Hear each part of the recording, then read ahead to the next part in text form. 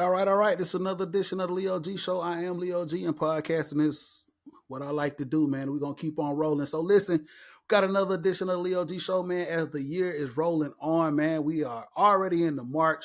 A lot of things going on, a lot of stuff to talk about tonight. So listen, show's going to be a little different tonight. I don't have my man Derek Holt, and I don't have my man Banks, but I got somebody for you.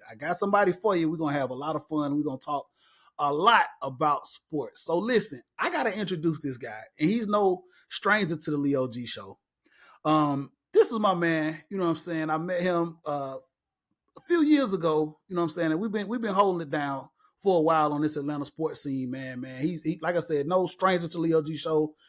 My Atlanta United brother, man, my former president of my SG, you know what I'm saying, Campo extraordinaire. I got so much admiration for this guy. We were talking off air just a minute ago, and I was telling him, man, he doesn't understand, man, about his legacy and how he'll forever be a part of the fabric of the soccer team that's known as Atlanta United, man, and what he's done. But my man Reggie McKee is on with us tonight, man. Reggie, what's going on with you, brother? Man, thanks, man. That introduction, dude, I'm feeling all special. But no, I'm good. I'm good, man. I'm really good. Thanks for having me again.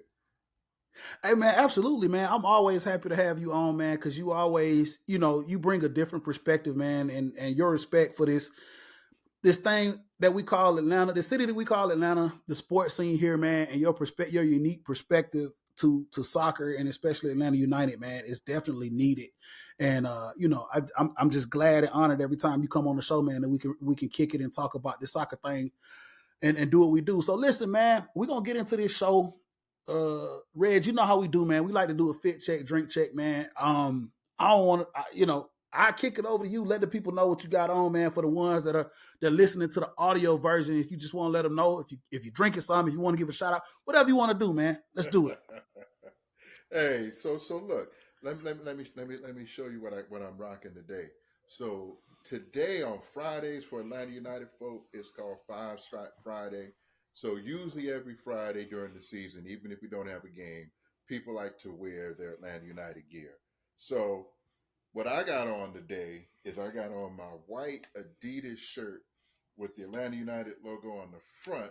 I picked this up when I went to pick up my new kit. So the new away jersey for Atlanta United premiered a couple of weeks ago.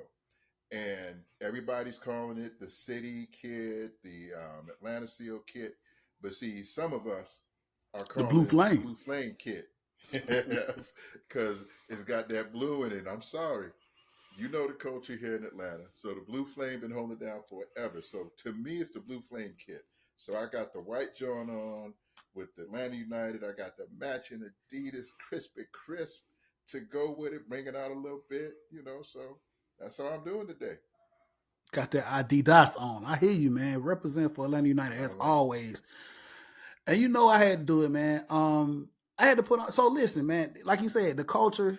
I had to throw on one of my favorite kits, man. Look, a lot of these kits that Atlanta United have put out, they haven't missed, Reggie. You know that, man. We've been doing it since the beginning, and they put out Mm-hmm. some hits, some bangers, and we can't say, we kind of joking. It's like an inside thing about how Adidas and how MLS has done with these kits with these teams, but man, we have gotten a lot of love, man. I mean, the fan base has not been crazy about some of them, but I tell you what, man, the meaning behind some of the kits we've had has been awesome. So I got on my 404 kit, one of my favorite ones Yes, that sir. we just dropped. I can't keep up, man. I don't know.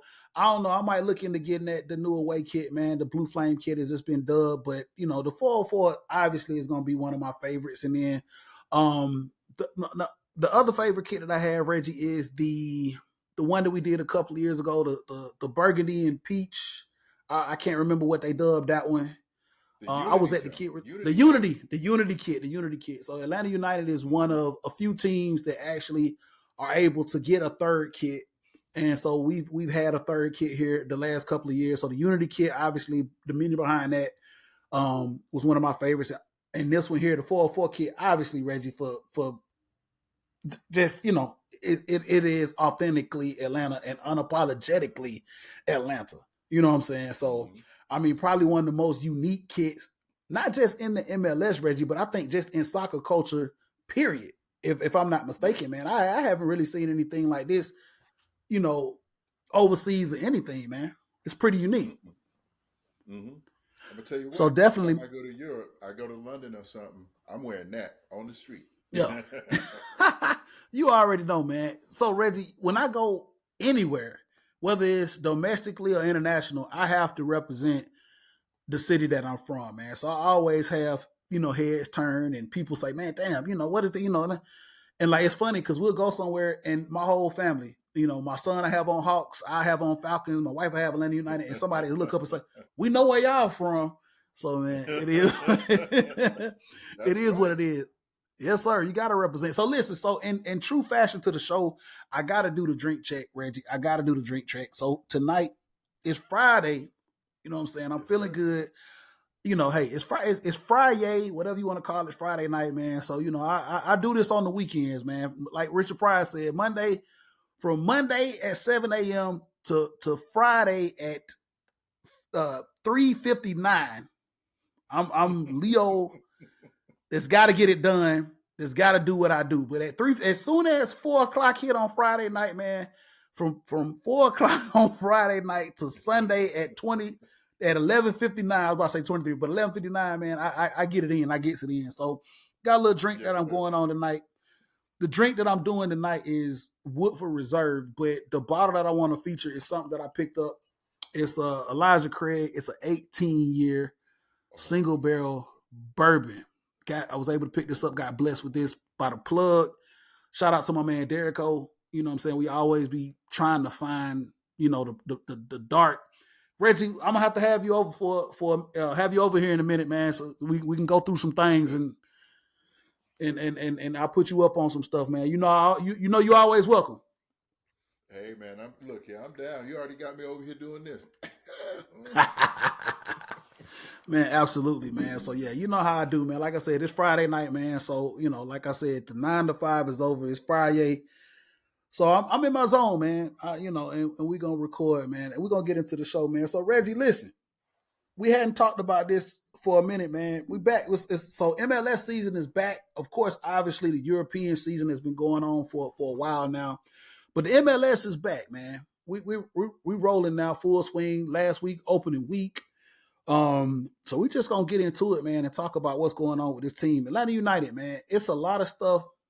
So before we talk about what happened last week, this team is a little different, right, Reggie? Like, there Yeah. are a lot of pieces. There are a lot of new pieces, a lot of pieces, a lot of. There are still some familiar faces, but a lot of unfamiliar faces. Reggie, if you want to just tell me, how do you feel about some of the? We'll go into detail here, but some of the new pieces that came in, and then some of the pieces that we were familiar with that actually left. Wow. You know what? To me, it was last season. Started last season. I think it was a tale of two seasons. So you had Atlanta United before the June transfer window, and then you had Atlanta United after the transfer window. Before the transfer window, we were conceding a lot of goals, man. It was rough sometimes watching us kind of play below our potential. We have a tendency to have a lot of talent, but a lot of people don't know how to play as a team. And so it was being reflected in the games. But then in June, we brought in three players. We brought in Lamzanize, we brought in Zande Silva, and we brought in Tristan Muyumba. And it just changed the complexity of the game. From June till the end of the season, we were a different team. We played well. It was just amazing to think these guys had just come in June, and we were doing as good as we did. I mean, some people were disappointed when we went out the first round of the playoffs to Columbus, but I'm telling you, one of my favorite games that I've seen, in the years we've been in existence, was that 4-2 spanking that we gave Columbus at home. That was the last home game, and we played so well, man. I was like, and now here we are, new season. Now there's nobody has to get. Everybody's had time to gel. We get to start from scratch. beginning of the season.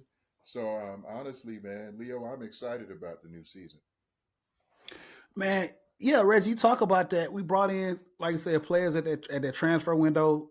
Like you said, Silva, Spider Man, Zande Silva. Uh, these names kill me, man. Uh, uh, my man, what was his Mumbai Muy- Muyumba, Tristan Muyamba, Muyumba. Muyamba, yeah, Tristan Yamba, Muyamba, and then don't get me started with the other winger that we brought. I Oh, can't. Saba. We got to Look, everybody just Lo calls him Saba, Saba. Lo Saba, yeah, Saba Sanisa. like Saba, right? Saba Nitsa, yeah, there you go. Yeah, Man, these names yeah. kill me. But listen, they came in, man, and they really, they fit very, very well. There was not, the cohesiveness. It took a minute, but they fit kind of well, and I like what I saw from Hmm. every last one of them, man. Especially Silver. I mean, he came in, like I said, did the whole Spider-Man thing, man. He was out there Oh doing this thing, man, man, and just flavor. it brought like some new life. It blew because we came off the heels of the season before where we just were decimated with injuries, and then to bring in Hmm. some new flavor. Obviously, a new um, uh, manager with Gareth, and then still having Pineda, but they didn't really weren't able to put their pieces in to Hmm. make the team that they really really wanted. So they got these guys in, and like you said, toward the end of the season, man, it started to look promising. It started to look good. I mean, obviously, um, Columbus ended up winning it all. Like you said, we put that spanking on them here, but we just cohesively weren't together in order to make a run like that against a team like Columbus that was built very stout and had a lot of depth, which is hard to do in the MLS, by the way. Hmm. It had some familiar faces up there, of course, in Columbus that were very, very successful and them, getting the cup up there.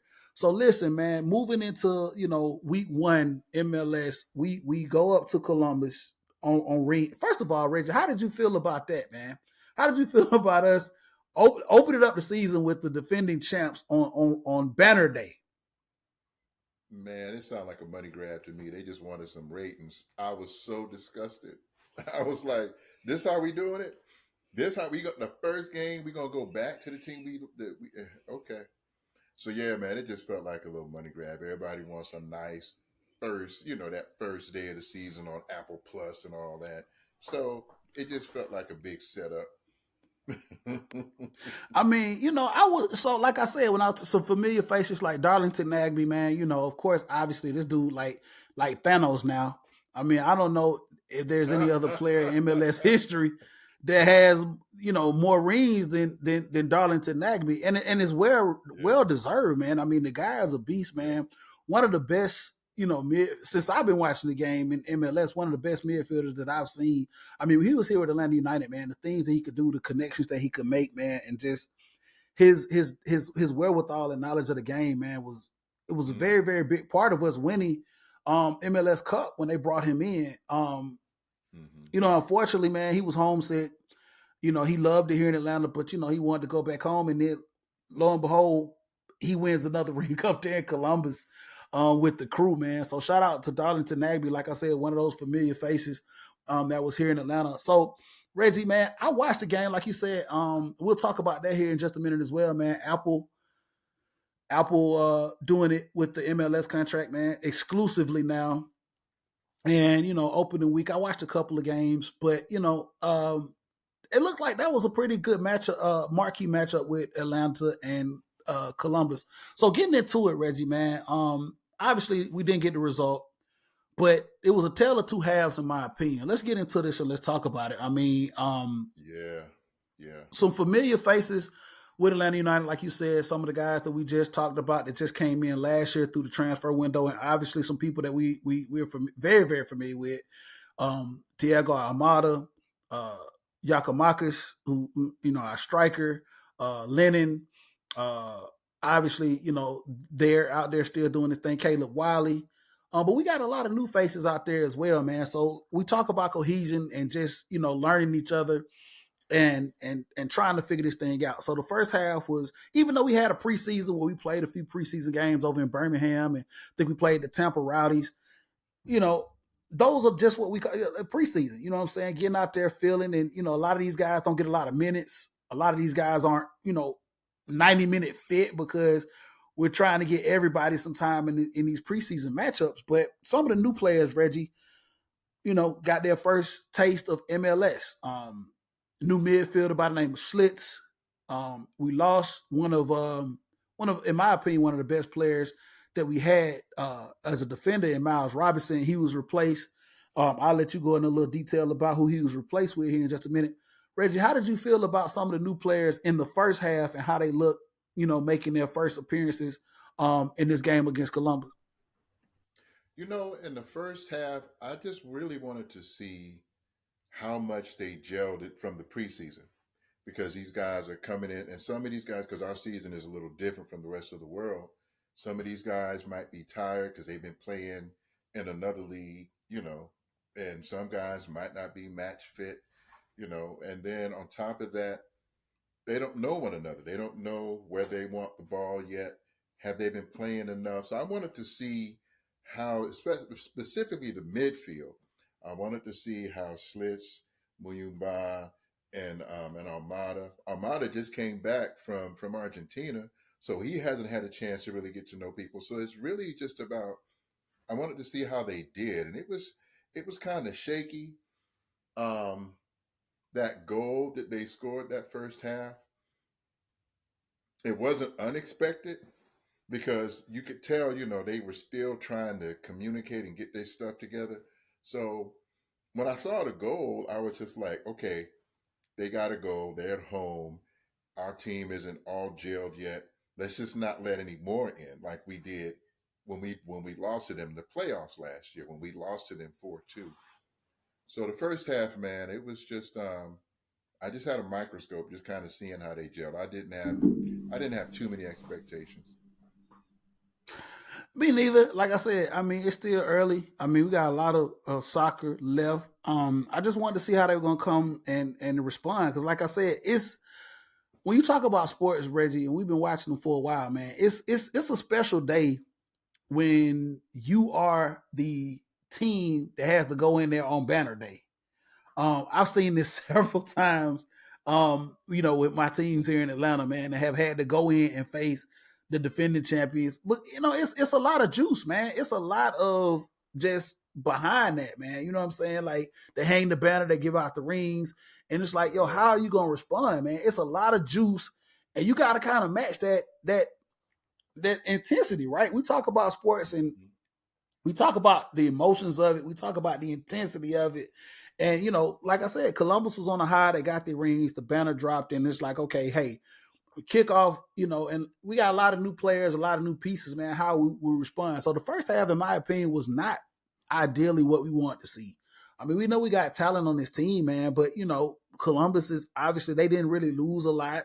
And, Mhm. they came out doing what they needed to do. I think they pressed us a lot.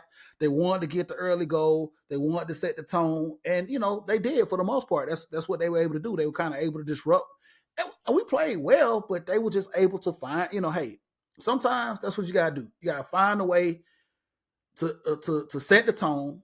You know what I'm saying? To search yourself, and then let the chips fall. And man, I think that's what Columbus did. But second half was, like I said, it was a tale of two halves. We came out and we looked good. It was a second half game plan. I don't know if Pineda decided to, shake some things up, but we played very, very well and we played on the front foot, man. And we came out trying to, make a game of it, man. And one of the things, man, shout out to my man Brad Guzan, who's been doing this thing for a long time. Reggie, I want to talk about this with you. Let's talk about this for a minute, man. I love Brad, man. Shout out to my boy Brad, man. He's been our goalkeeper since the inception of this team.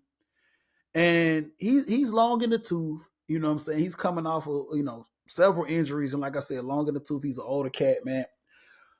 I've never seen this guy stop a PK. No. I've never seen him stop a PK since and this is Dude. no knock on him because he's a phenomenal goalkeeper and a phenomenal, defender. This man stopped the PK. I don't know how Brad is Dude. like, what, 36, 37 years old. Man, this That man dude is about stopped. 44, bro. I stood up off the This man couch to stopped the hear it. I PK. stood up off the couch. Did he stop that? and had the nerve Yo, to have some attitude, man, bro. I was like, okay, he pumped up and everything. hey I was like, man, Brad was okay. he was passionate, man. He was passionate about that, man. And I was like, man, dude, that was, some more life just into this team, man. Like just his energy and his like let's go. Brad has been that emotional guy that has kind of carried. And that's why he wears that captain band, man, because you know, he's been a fixture. We call it, he's big, he's bald, he's a wall. You know what I'm saying? I mean, Yeah, he's yeah. been that, man. Yeah, he's long in the tooth. He might not, be he doesn't have the cat like reflexes anymore. But look, he's always in the right place at the right time. You're never gonna say he's not in the right place. You know what I'm saying? Hmm. He may have Hmm. lost a few seconds. He don't have them cat like reflexes, man. But that dude is always in position to try to make a play. Stop the PK. I was like you said, dude. I was like, damn, never saw that one coming. Yeah, yeah, yeah, yeah. Hey man, so listen. Uh, like I said, we took the L up there in Columbus. We had got a bye week, obviously this week, man. Opening day here against the Revs next weekend. What were your takeaways after the game and after that second half push that we really tried to make the best of it? How do you feel moving forward with what you saw? Obviously, there's still a lot of cohesion that needs. We got a lot of new players, a lot of cohesion. Like you said, everybody got to fill each other out. Almada was on international duty, just came back. But before I get to you, Reggie, man, Almada, you know, I'm going to as long as we got him here, because we never know. We talked about this last year. We didn't know. We thought he was going to be gone transfer window last year, man. It is, in my opinion, and you can kind of expand on this. It's a pleasure to have him because I think he's one of the if not the best young player in the world. Like this dude is still getting better and better, and I just appreciate watching him play for us. You know what I'm saying? And eventually he'll get his shot at a higher level of soccer. But man, we know he's going to get better. We know Yakamakis is hungry, and this dude is going to find the net. So even though we took the L, man, how do you feel moving forward in here to our home opener against the Revs and how they're going to respond and how we're going to kind of carry this thing forward? Man, I'm not gonna lie, man. I'm actually excited. I'm excited because I like what I saw in the second half, and what I saw in the second half is, like you said, this is the ring ceremony. This is the banner going up. This is all the celebrations and all we're the champs and all of that. But they were lucky when time ended, and you could tell they were relieved because everyone was hoping and expecting them to beat us like they did in the playoffs. And that's not what happened. We were running at them. We were giving them grief. I'm looking at Muyumba. He's making these great passes, man. I like the new dude who took Miles's place. So his name is Stian Gregerson. I think he's Swedish. Dude is 6'4", bro. He's 6'4", and he was saying in the press conference before the game, before the season started, he said, I like getting up a little higher in the field because I'm fast and I can get back. I'm like, kind of, all right, now let's see. So when the game started, man, I put it this way: the second half, he ran somebody down so fast and shut him off. I was like, oh, he's winning duels, man. So I just saw a lot of the attitude. It was not just the play, man, because we got new players and chemistry and tactics and all that. It was the attitude of the team, man. Everybody was like, I don't care what we doing, we ain't going out like that. And that's how everybody played in the second half. So now we got a week off. I'm glad we had a week off because that's more time for us to get our stuff together. Anybody got any little nagging injuries, they can recover. Um, I think everybody's going to be hungry, man, and it's going to be rocking because it's going to be a full stadium. So I can see them, man. We have now taken care of our Achilles heel, which to me was defensively. We were scoring all the goals left and right, but we were letting too many goals in behind us. We take care of that, we're gonna go far in the playoffs, man. Yeah, man, I think we'll do well. Like I said, man, just trying to get that cohesiveness and get everybody together. I think we'll be fine. I'm looking forward to opening the home opener here against the Revs. Obviously, we got back to back home games. I think we play, if I'm not mistaken, that club down there in Central Florida, right behind right behind the Revs. So it's going it'll be exciting, man. I try to make my way down, man, because I got to be there to see what we do at home. I love it.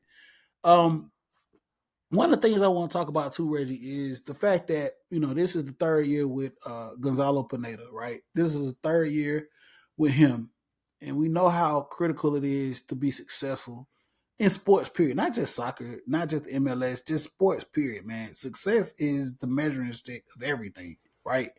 Um, you know, this we got really really spoiled early on with Tata Martino, man, and just how he was able to take this team to a high level and the expectations and the standard that he was able to do. And I think after he left, man, we've been trying to fill that void. I mean, obviously, Frank De Boer was not a very very popular um coach here with maybe the fan base, if that's fair to say. I like we were like one step away from going back to an MLS Cup with Frank De Boer, and I'll let you talk about that here in just a second. I didn't have a problem with Frank. We won trophies with Frank was here, but he did not get a fair shake with this fan base. Reggie, you want to talk about what happened with Frank? Man, you know what? I think with Frank, man, it's one of those things where when at first I didn't know who he was, so I started looking up everything, and I was like, oh, and then I was Yeah, man. excited because I'm like, okay, they swung for the fences and actually got somebody, with some serious pedigree. So I was like, okay, so we gonna be all right. And that's when I really started getting into the tactics, man. I got into that whole possession based method of playing, and I was really impressed with them, man. And people didn't like because that's after your boy Felipe's article came out, Not and not that's only that, not to cut you off, Reggie. Not only that, yeah, man, but just where Frank came from. And if you don't know European soccer, like Ajax is one of those teams that are a staple of European soccer. Like their academy, the way they play, just everything. So you would think, man, just all of that and bringing him in, man, we'd be all in, right?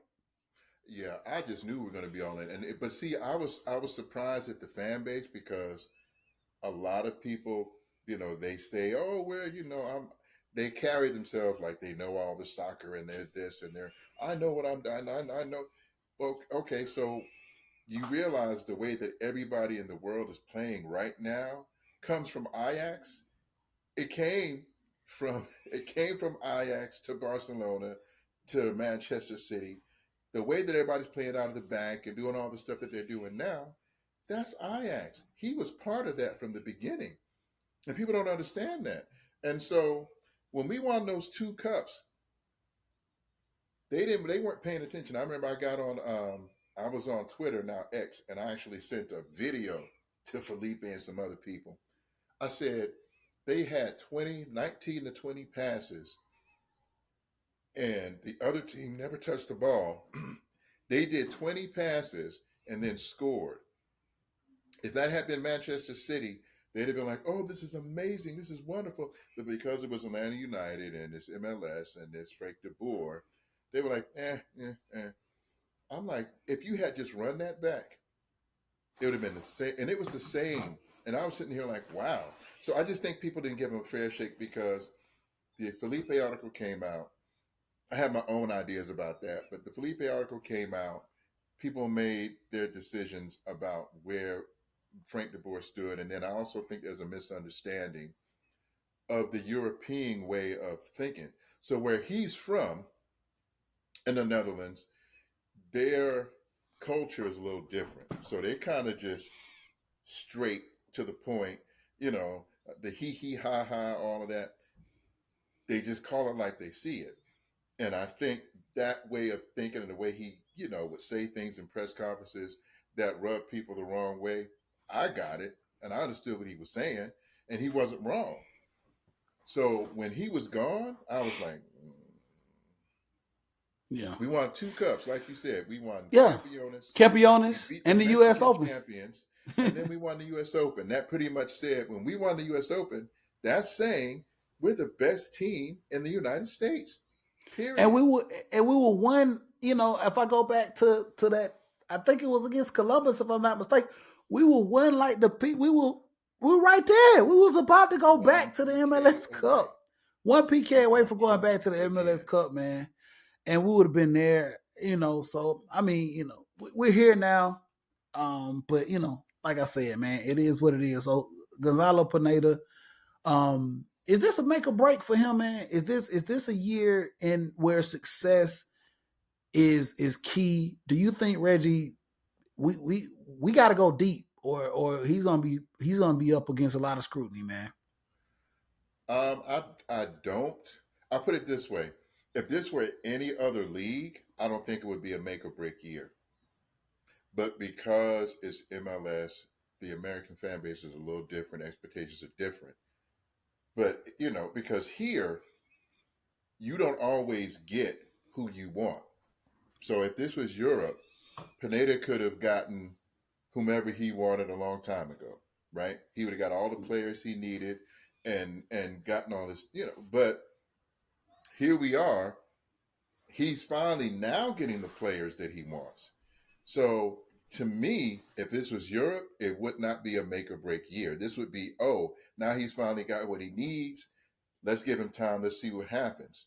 But because it's MLS, the expectation is if we don't go deep this time, blah, blah, blah, blah, blah, he's going to be gone. And I don't think it's fair, honestly. I think it's an unfair assessment. I think you have to look at it from a different perspective to really see it for what it is. It shouldn't be a make or break year. Reggie, is there an unrealistic expectation with our club here in Atlanta? We had success very, very early on. And I know a lot of the fans here have put this team on a different, pedestal. So sometimes the expectations from year to year are unrealistic because we know, man, things change. Everything's fluid. Nothing's static. I mean, we got a trophy in the case early on. We really did. We were very, very fortunate. We had some great players here. We had a great coach that we just talked about. But do you feel like sometimes this fan base here has unrealistic expectations when it comes to this team? I do. I do. I think it's unrealistic because I don't think people a lot of times approach Atlanta United and MLS from a European standpoint, but you can't because it's MLS. So there's a cap structure. You can't get everybody who you want. The whole point of MLS, the reason why it's a closed system for a league, is they want parity. So that means there's not going to be a dynasty. Like there's not going to be a Manchester City here in MLS. It's not going to be a Manchester United in MLS. It's going to be hard to see a Barcelona in MLS because of the way the league is structured. So I think people really have to look at it for what it is. But I don't think they're doing that. I think we're so hungry, especially after the championship and the way we did it the second year. I think sometimes it's a fine line between the style of play. We want to be on the front foot. We want exciting games. There's a fine line between wanting exciting games and great style of play and expecting a championship or playoffs every single year. I Hey, think man. um, I think yeah, man, you gotta really look at the bigger picture. It's MLS. Yeah, you got to kind of temper your expectations, man, from year to year. Like I said, everything is fluid. And I think, with the roster that we have, we're going to be competitive. And like you said, with the parity there is in the MLS, you just never know. You just never know. I mean, you wouldn't have thought, who would have thought that, Columbus, would have pulled this thing out, man. And so there are a lot of different avenues and different ways to be successful in MLS. So, we just have to see how this thing works. And I think, like I said, from what I saw, Reggie, I mean, even if we lose, I mean, not to get too far off into the weeds, there are a lot of flaws with this league, obviously. But that's with anything, right? But I think that eventually we'll get to a point here in the next several years where we'll be able to see some of these things change. You know, we just never know. I mean, and I'm speaking of, you look at us one specific team. Obviously, you talk about Inter Miami and what they're able to do there, and just specifically what that brings to the MLS. I mean, obviously, visibility is what I think the league was going for when they let Miami assemble that team and pretty much disregard all the other things that were set up to make this league competitive and put the parity in. But like I said, I don't want to go too far off into the weeds with that because that could be a whole nother show, a whole nother episode of the Leo G show talking about how that whole thing went. Me personally, and like I've had this conversation with a few of my friends that are very, very and Reggie, some of my friends are very, very deep and very knowledgeable about soccer, and I'm happy for the most part with the visibility of what Miami is able to do with Beckham down there and bringing in Messi and Suarez and what they're doing because it's putting a spotlight on this league. So now that the spotlight is here, where do we go in the next 5 to 10 years with this league? Because obviously, look, the Saudis have started paying a lot of money to bring in players, right? But eventually, man, I mean, is that where everybody's gonna go? I mean, yeah, they paying, but I mean, like, come on now. Do you think you want? Do you think Mbappe wants to go over there to get a check? You know what I'm saying? I mean, I would love to see Mbappe come over here. It's a lot, and maybe that's for another show. And maybe that's for another show.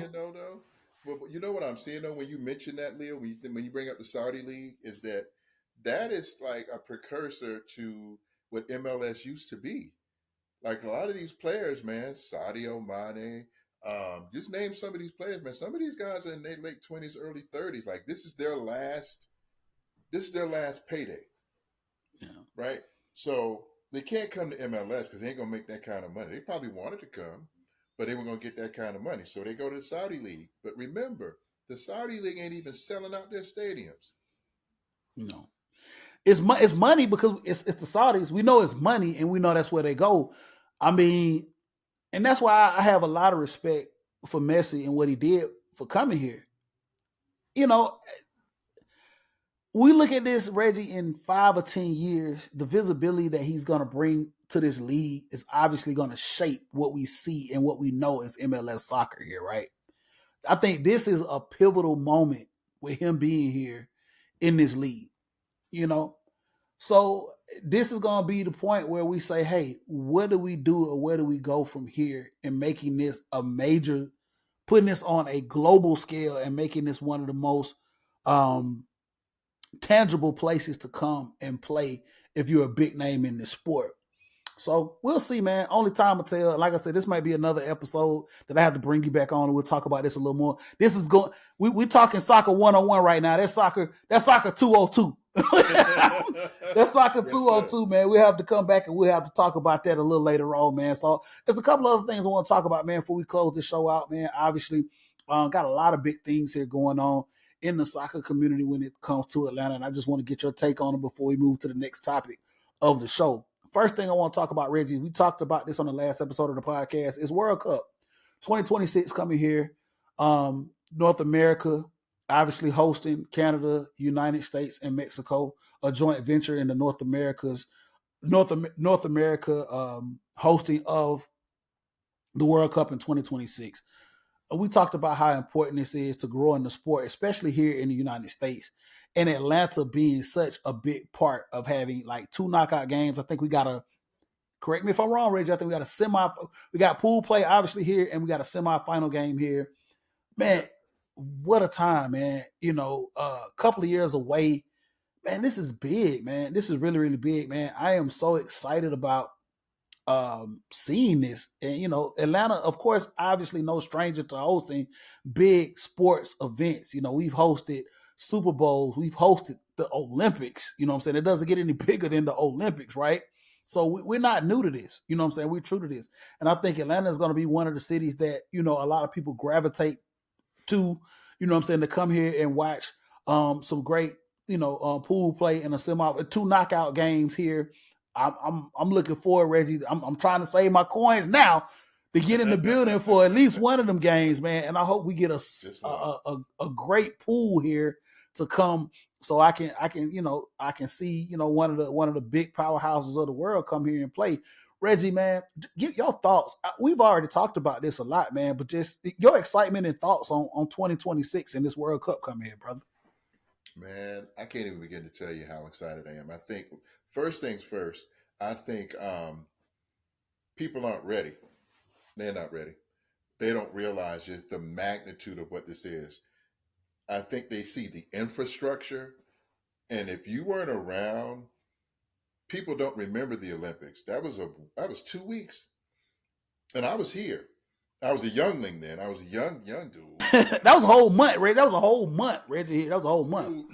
Dude, it was insane. And I'm gonna tell you, it was so deep. To avoid the traffic, everybody it was like a paid vacation for 2 weeks. We didn't go to work and we got paid. It was 2 weeks, man, just so that to avoid the traffic. I mean, the city was just alive. We went downtown a few times. We went to a couple of events too.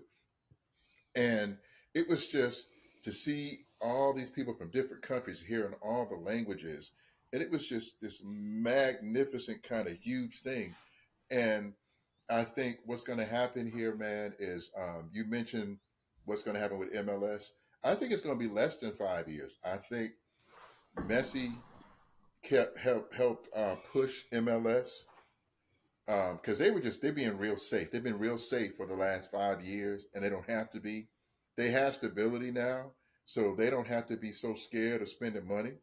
So I think Messi came and people are mad at Miami. I think Miami's great because now they're forcing them to open up that wallet. So I'm not mad about that. And then the Well, next 2 years, and not to cut you off, Reggie, and not to just it has a lot to do, obviously, too, of course, with Apple and that deal, and some of that money as well. So there is still a lot of stuff, and this is going to all fall on the commissioner, obviously, to make sure we can figure this thing out moving forward, like you said. But yeah, man, it could come as earlier as the next 2 or 3 years, right? yeah, I think after the World Cup, when the World Cup was last year, that's when we had MLS formed, right? And so we have a very, very strong soccer culture. We're much better off now than we were from back then. So I see, man, it's just going to be, people are going to just be blown away by what's going to be happening here. Man, I can't wait, man. I really can't. In the meantime, man, we got I didn't really pull this up, but the women's soccer will be here in April, right? The She Believes Cup will be here in April, man. And one of the things that I'm also excited for here is in June, Copa America is going to be here, and this will be my first time getting to see the United States men's national team. Reggie, I was able to secure some tickets to go see them play Panama here. I am excited. You got them? I got them. I listen.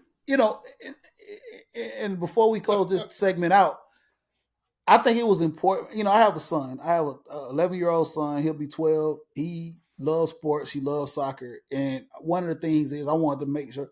I've never saw a United States men's national team game. They haven't. I think this will be the first time. I don't know when. They may have played here some years ago, but this will be the first serious competitive game that we will see the United States men's national team come in here and pool play for Copa against Panama. And I knew, I said, I got to be in the building for that, Reggie. That's going to be very, very important because, this is shaping, we're seeing the beginnings of what the United States men's team in 2026 right now. All the young guys, all the young players, this is going to make up who we're going to see and what we're going to see in 2026 from them. And we're looking, dude, Reggie, I'm looking for big things from this United States team, man. 2026 here at the house. Hey, man, listen, we got to do this, man. We got to do Yeah. this, man. So we're starting to see how this thing is going to shape up and how it's going to be. We got some young, bright players on this men's national team, man. So yeah, I say I got to be in the building to see this here, man, for Copa and obviously get to see the early phases of what we'll see in 2026, man. So big things coming with soccer here in the city of Atlanta, man. So we're excited about that. Listen, Reggie, I got one more segment to do before we close this thing out here, man. And since you're riding with me, you've been riding with me here now for about 45 minutes. We're gonna close this thing out, talk about a couple of things here important to Atlanta, and I know you'll do me well because understand the culture and the dynamic of the city. So listen, um, let's talk about a little football here, man. Atlanta Falcons football, and let's talk about some rumors and some things going in uh, into the offseason and what we're about to start getting busy with the offseason of the business of the NFL, right? So, Reggie, we got the combine going on right now. I call it the Underworld Olympics. Reggie, I don't know if you Bruh, come on, I, I don't know if you what are you a fan of the combine, man, NFL combine. I know you're a sports fan through and through, but is the combine one of those things, man, that you say, hey, you know what, let me fire this up because I ain't got nothing else to do on a Saturday afternoon. you know what? Sometimes I don't think it's necessary. I mean, you saw what Dion did. What he did. Remember what he did to combine? He knew nothing else. He ran a 40 and he was out. He was done. And the combine, you may have a great 40. You may have, you may see some of the linebackers do some things, man. But I, you know, I'll put it this way: if there are some surprises, I do like watching it every now and then. I want to see if there's just some surprising players who are going to come out, some sleepers that people didn't see. Maybe somebody from an HBCU that someone was overlooking. Um, I look for the underdogs, the surprises. I also want to see the big dogs, like the ones everybody's hyping up. Okay, this is going to be a great quarterback. Let's see Yeah. when I everybody's mean, staring at him. the combine, like I think it's you know, is the NFL is always in the business, right, of staying relevant.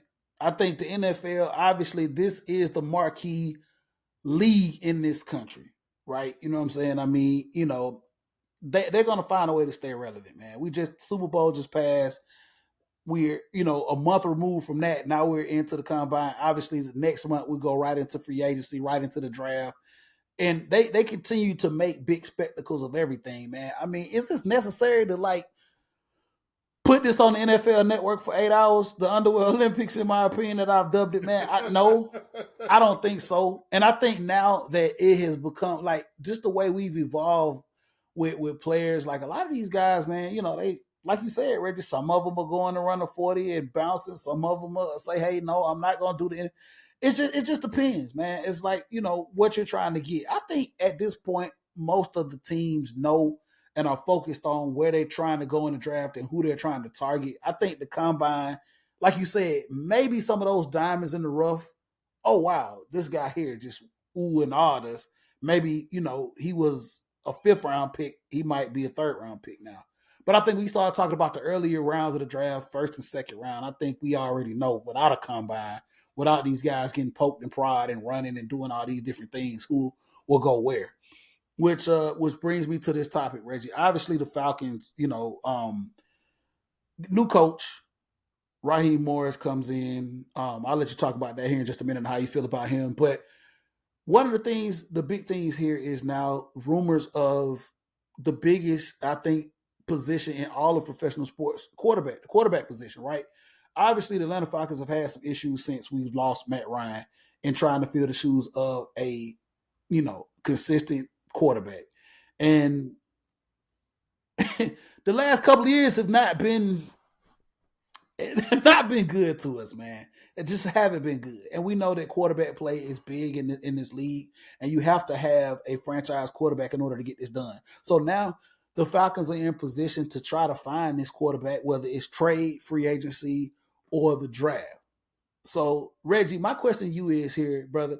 How important how important is it for Atlanta to get this right? Not only just on the field, but from a cultural standpoint, man, and what it means to like this fan base in this city. Like, we know we want a winning quarterback, right? But this has to be the right fit. I think Raheem was the right fit for this city. And if you want to talk about that a little bit, you can. But now trying to find a quarterback, what is it going to mean to find the right fit culturally and the right fit from a competitive standpoint, brother? Man, I think the city has been ready to make that next step. You know, when you're talking about quarterback, man, folk are hungry for that person who's going to set it off. You know, we need that quarterback. I mean, it hasn't been since I'm gonna say it hasn't been since Mike Vick since we've had somebody to run a team that brought that kind of excitement and expectation. You just Matty was ice. He was steady. You know, you kind of knew what you was gonna get. You know, Mike Vick, man, I'm sorry, the dude was just electric, man, and people went to games to see how he was going to run that team. You want someone who's going to come in and do that. You want someone who's going to run the team. You want someone exciting. You want someone who's going to bring that flavor, man. Give me somebody, man, with a little, little swagger, little attitude. Like I'm about to throw this. I'm about to light you up. Give me somebody like that, dude. We got a coach named Raheem, bruh. That's the first thing I said. We got Raheem. I'm good right there. I'm good right there, man. But you Yeah, know what? man. It's been a long time coming. So I think it's really important we get somebody, man, who ticks off the boxes. Give me some swagger. Give me some excitement. Give me a field general. Give me somebody who's going to take over the game. Man, listen, I think for the most part, man, as speaking for a Falcons fan that's been here all my life and just been watching this thing, man, listen, I want to win. I want to win. I want to see this team hoist a Lombardi. But at the same time, man, this fan base, this city is the the fit is so important because obviously the business of the NFL is to put butts in seats, right? So that's very important as well. But if you get the right quarterback in here, not only will we put butts in seats, we'll also be competitive, man. This the division that the Falcons are in is not they're not they weren't very good, man. It wasn't a good division. With better quarterback play, I think we could have easily won this division and probably, took a playoff game win, just speaking. So it's gonna be important. I think Raheem understands the dynamic of that and understands what he needs to do. Him and Terry working together to try to figure that out. Whether it's free agency, draft, trade, I don't know. I mean, there have been a bunch of names circulating, a bunch of different things, and of course, Reggie, we know that right now, this is a lot of this is gonna be smoke and mirrors, right? You don't want to show Mm-hmm. your hand. You don't Right. want to show your hand. We know this. We've been around. We OGs to this, Reggie, man. So you're gonna hear a lot of rumors. You're gonna see a lot of different things, but you don't want to show your hand, right? I think the Falcons know what they want to do, but at the same time, man, you want to put everything out there. You want to make it seem as though nothing is off limits. We're gonna do whatever we need to do to get this field and get this right. But a lot of it is gonna be smoke and mirrors.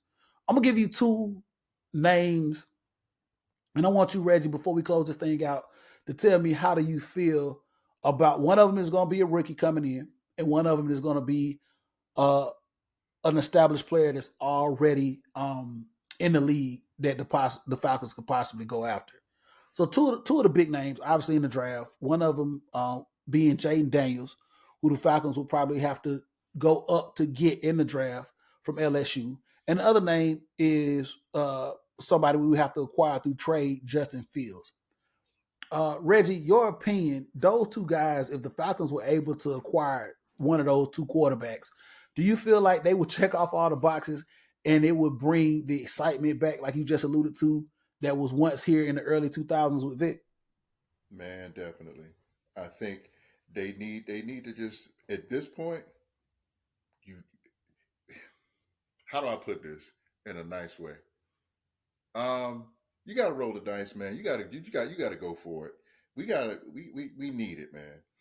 We need it. We just need it. And I'm so proud of the fan base here for one, never giving up, never stepping away, always supporting, always supporting. I don't care who we playing, man. And I've been to a few games, over the last couple of seasons, man. And I'm just so proud. I put it this way: the last time we played the Steelers, that's when I was like, you know what? Y'all gonna see me even more now, because yeah, it's time. It's time. And I haven't been as much a part of the NFL as I used to be, but I'm really ready for this city, man, to get a trophy. I'm ready. I think get the young dude, man. Get my man from LSU. I say get him mainly because you can build around him. You can have something that he's young, he's relatively healthy. Um, Build around him. I think you can do it. Yeah, we already got a lot of pieces here, man. So it's gonna be very, very interesting to see how this thing plays out. Um, coming up here in the next several months, and like I said, we got the free agency coming up, and then we got the draft. So when we do know for a fact, man, there will be a change at the quarterback position here in Atlanta. So we just see how, Terry and like you said, Raheem, two brothers running this organization, man, where they go with this and how I'm excited about it, Reggie. I really, really am excited about the direction that this team is going in with both Raheem Morris and Terry Fontenot, man. It's gonna be exciting. And I think that we're gonna be impressed. We're gonna be satisfied with the decisions that they make, and I think that we're on the right path. I really did. In my spirit, man, I felt like the right decision was made by bringing in Raheem. He was such he just he he wants to be here, man. Like, and I said in the last podcast, he said that this feels like home, and he's comfortable, and I think that he's able to bring in, he's able to let his hair down, do what he needs to do to get this thing right. He understands the dynamic of the city. He understands the rivalries, the intricacies of this franchise. He was here before under Dan Quinn, and I think now by being the head coach, man, he's going to bring us much success. Fingers crossed. But I feel it, man. I feel it coming, Reggie. I really, really, really do, man. So listen, Reggie, we've come to the end of this thing, man. And listen, I really do appreciate you, man, coming on here, man, and doing this, man. Shout out to, of course, Derico and Banks, who couldn't be with us, but I knew once you committed to do this thing, man, you'll be able to hold this down with me, man, for the show. Reggie, man, as always, it's a pleasure. Let everybody know where they can find you, man, if they want to holler at you on social media and what you got going on, brother. Ooh, social medias. As my uncle would say, social medias. Yeah, man. Look, thanks again for having me.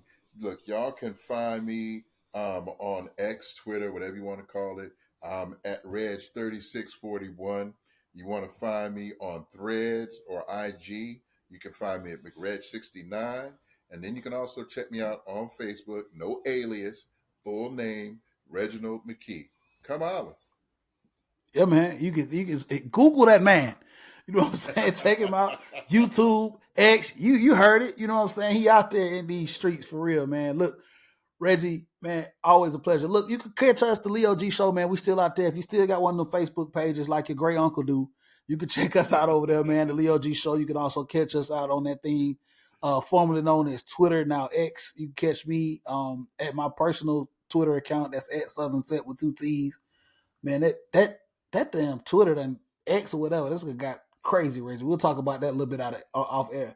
But you can also catch the Leo G Show, the number one. It's the Leo G Show, the number one over there on Twitter, man. If you want to catch us and wrap it up, you can also catch us in these Atlanta streets. That's right, we here, we out here. You know what I'm saying? You catch us at the barbershop. You catch us at tailgate. You catch me at Publix. I ain't too hard to find. You want to talk about some sports? You want to talk about what's up, man? The local radio personalities, they know me on a first name basis because, you know what I'm saying, I always come at them, man, and man, I got to do what I do, man. I do it. I rep it for this city, Reggie. I do it hard. I can only do it one way, and that's Yes, sir. that's all the way.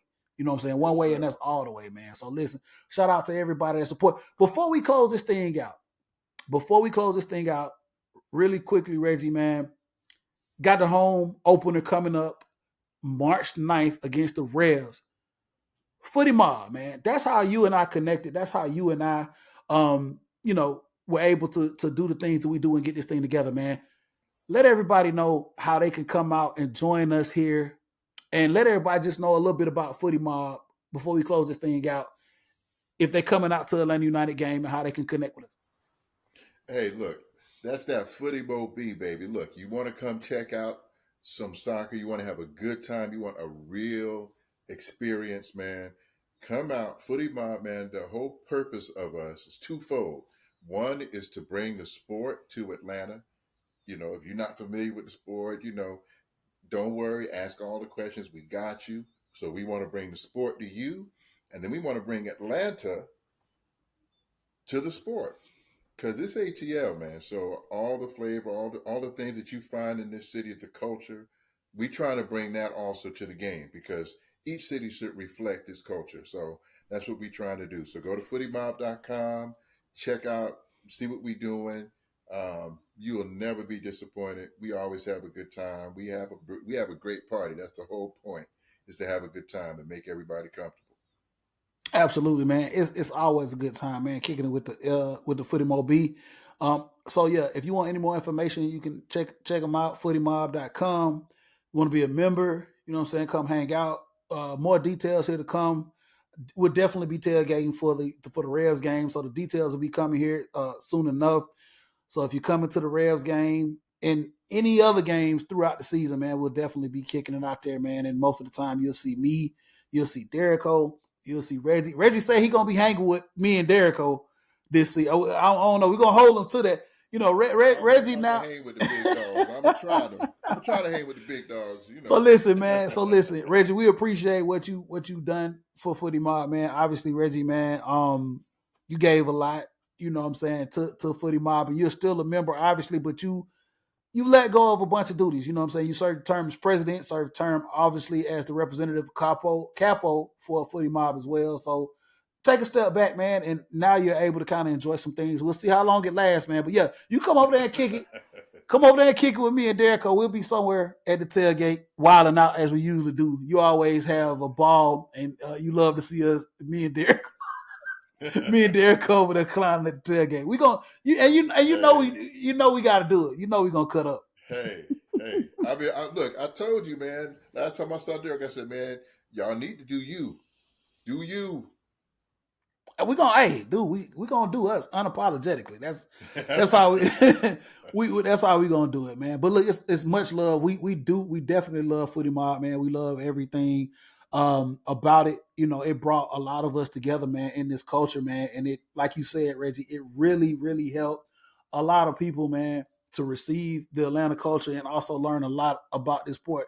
As knowledgeable as we are when it comes to talking about soccer, we have so many other people in this group that their knowledge goes way beyond what we discuss and what we talk about. So if there's anything that you want to know about the sport from a player's perspective, from a rules perspective, from a business perspective, man, we got people in this organization, man, that can break this down to you and let you know what's up, man. So don't feel that you're, intimidated, you know what I'm saying, coming into a new world, man. We'll definitely welcome you, man, and we'll definitely, you know what I'm saying, bring you in the right way.